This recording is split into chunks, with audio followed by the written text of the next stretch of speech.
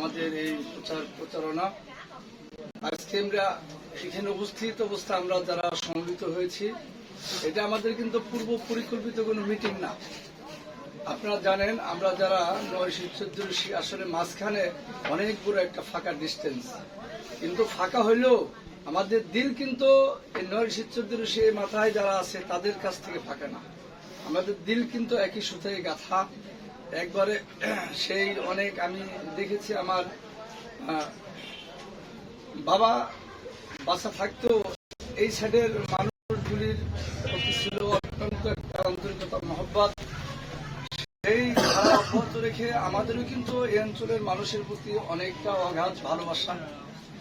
আসলে প্রত্যেকটা মানুষের অনেক সময় প্রয়োজন হয়। কেউ কিন্তু কারো কাছে খাবার জন্য যায় না, বাসস্থানের জন্য যায় না, ওই পোশাক আদির জন্য যায় না, কিন্তু যে কোনো সময় কিন্তু যে কারো অনেক সময় প্রয়োজন হয়। এই প্রয়োজনের তাগিদে কিন্তু সবার সময় প্রয়োজন হয়। আজকে যেমন এখানে আমরা আসছি, এটা কিন্তু আমাদের ব্যক্তিগত কোনো প্রয়োজন না। আপনারা জানেন এমপি নিকচুন চৌধুরী যখন নাকি 2014 সালে আমাদের মাঝে আবির্ভাব হয়েছে, 2014 সালের আগ পর্যন্ত স্বাধীনতার পর থেকে আপনারা যারা মুরব্বী আছেন, আসলে বাস্তবতা যে কিছু জিনিস এগুলি কিন্তু আমাদের স্বীকার করতেই হবে।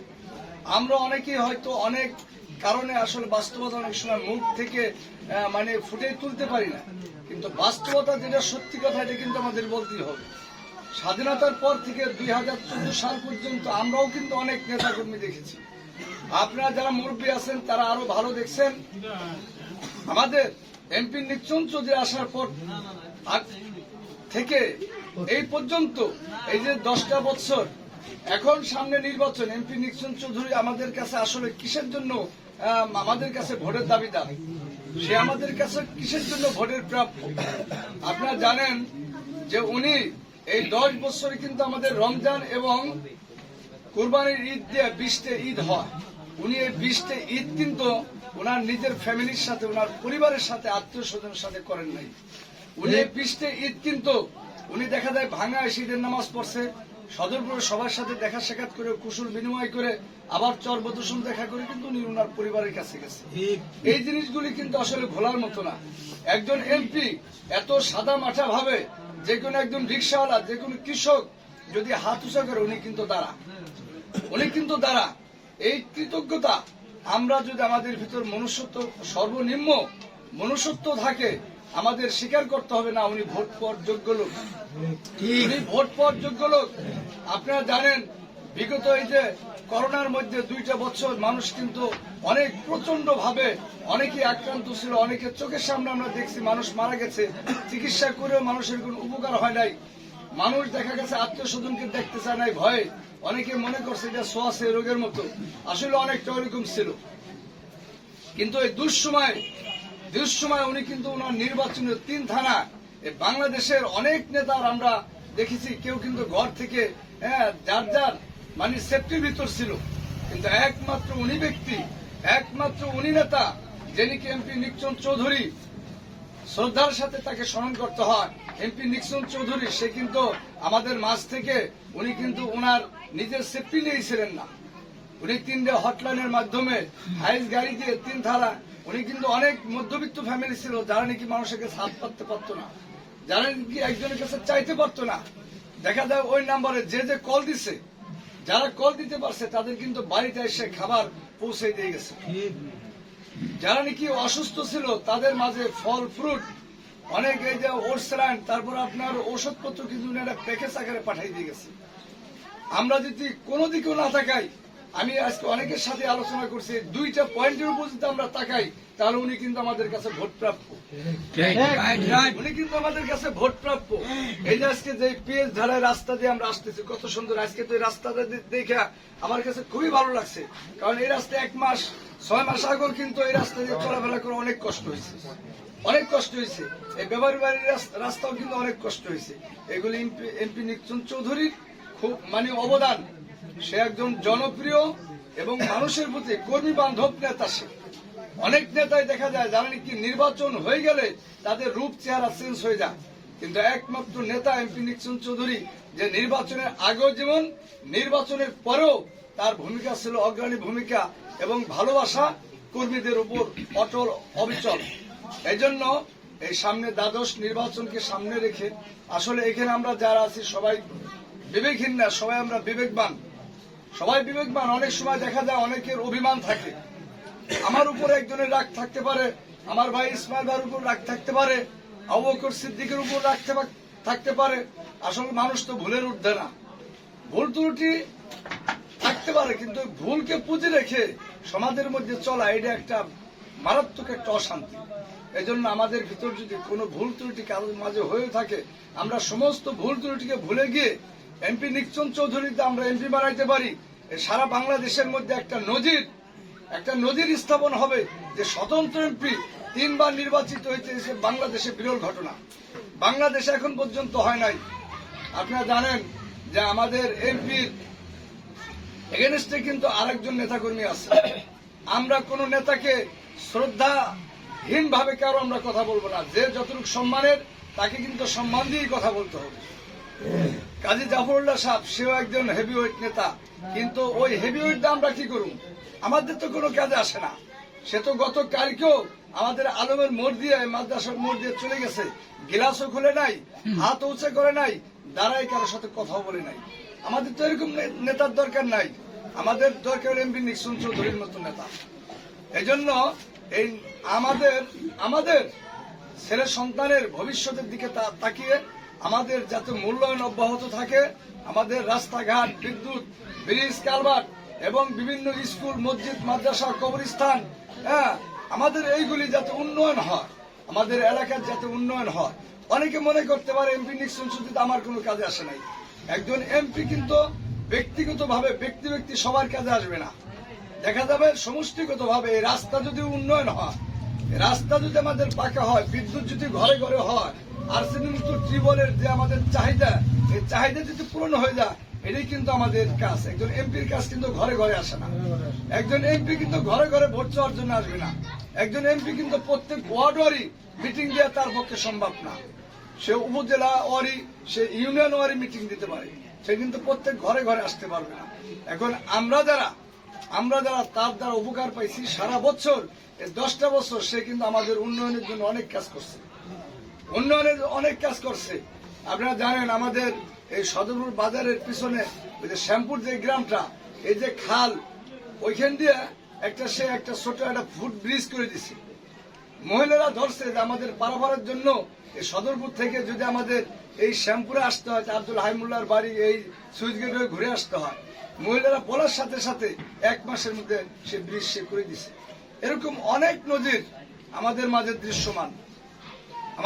দৃশ্যমান। এই জন্য ওনার এই যে অবদান, এটা কৃতজ্ঞতা আমাদের স্বীকার করতে হবে। স্বীকারের জন্য এই যে 7 তারিখ পর্যন্ত আমরা যেমন নয়রিশের শেষ মাথা থেকে এখানে আসছি, কিসের জন্য? আপনাদের প্রতি আমাদের অন্তরের টান, আপনাদের প্রতি আমাদের মহব্বত আছে।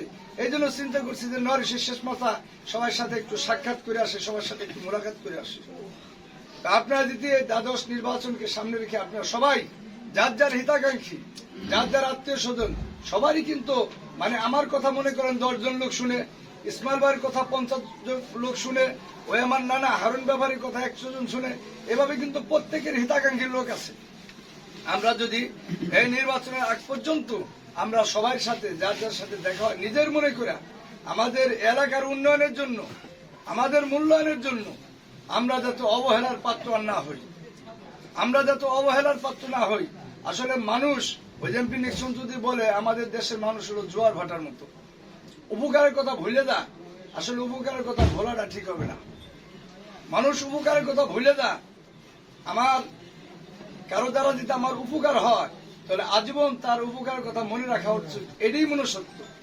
এই জন্য আমরা যারা আছি, এমপি নিকচন চৌধুরী যে আমাদের উন্নয়ন করছে, এটা মূল্যায়ন করছে, এটা তো অস্বীকার করার কোন সুযোগ আমাদের নাই। এই জন্য সামনে রেখে আমাদের এখানে আমরা কিন্তু শুনছি 2-4 জন লোকের মধ্যে কেউ হয়তো যে কারো একটু মনক্ষুণ্ণ হইতে পারেন।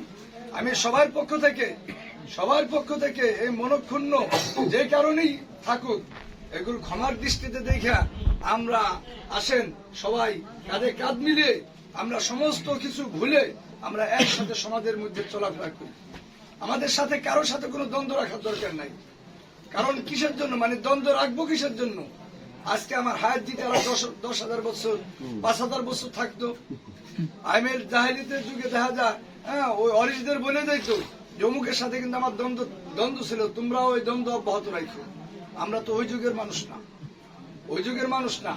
এই জন্য আমাদের ভিতর কারো কোনো যে দ্বন্দ্ব থাকে, তো যারা মোটামুটি যার সাথে দ্বন্দ্ব আছে তার কথা আবার যে শুনবে তার সাথে আলাপ করে, যমুনের সাথে দ্বন্দ্ব আমার এটা একটু শুনে মেলে দেন।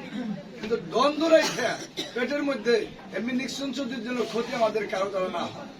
এজন্য যাদের ভিতর টুকটাক ঝামেলা আছে, আমি সবাইকে আহ্বান করব, সবার প্রতি আমাদের উদারত আহ্বান থাকবে, আপনারা সমস্ত দ্বন্দ্বকে পিছে ফেলে রেখে আমরা সামনে এমপি নিক্সন চৌধুরী আমাদের যে মূল্যায়ন করছে, যে উন্নয়ন করছে, এর ধারা অব্যাহত রাখার জন্য সামনেও যেগুলি অসমাপ্ত আছে এই অসমাপ্ত কাজগুলি যাতে সমাপ্ত করতে পারে, এই জন্য আমরা সবাই কাঁধে কাঁধ মিলে সবাই একসাথে, এটা কিন্তু একসাথে ছাড়া একার পক্ষে সম্ভব না।